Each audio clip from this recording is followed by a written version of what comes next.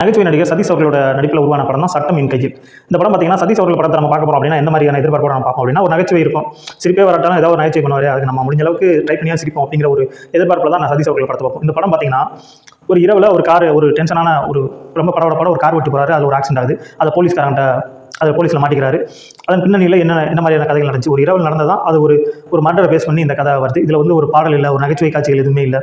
சதீஷ் அவர்கள் ஒரு கதையின் நாயகனாக நடிக்க முயற்சி பண்ணியிருக்காரு. ஆனால் இந்த மாதிரி படங்கள் யாருக்குன்னா ஒரு முன்னணியில் இருக்கிற நடிகர்களுக்கு இந்த மாதிரி பண்ணியிருந்தாங்கன்னா கொஞ்சம் சுவாரஸ்யமாக விறுவிறுப்பாக இருந்திருக்கும். இவர் ஒரு நகைச்சுவை நடிகர் அப்படின்னு போனால் இவரோட எதிர்பார்ப்பு நம்ம நகைச்சுவை தான் எதிர்பார்க்குறோம். அதை இந்த மாதிரி நகைச்சுவை நடிகர் நகைச்சுவை தான் பண்ணணுமா, வேறு எதுவும் பண்ணக்கூடாதா அப்படின்றது கிடையாது. இப்போ விடுதலை படத்தில் சூரிய அவர்கள் கதைக்கு தேவைப்படுற கதாபாத்திரத்தில் நடிச்சிருந்தார். அது மிகவும் அற்புதமாக இருந்தது, அது ரசிக்கும்படியாகவும் எல்லாராலும் கொண்டாடப்படுற மாதிரி இருந்துச்சு. ஆனால் இந்த படம் ஒரு திணிப்பாக தான் இருந்துச்சு. இந்த படம் சதீஷுக்கு இது ஒரு பொருத்தமில்லாத படமாக தான் நான் பார்க்குறேன். ஏன்னா நாம ரசிக்கிறது அவருடைய காமெடி அந்த மாதிரி ஜானர்லேயே போய்கிட்டு இருந்தால் நல்லது. வேறு மாதிரி கதைக்கு தேவைப்படுகிற மாதிரி அவர் நடிக்கலாம். இந்த மாதிரி கதாபாத்திரம் நடிச்சு ஏற்க முடியாது இல்லை.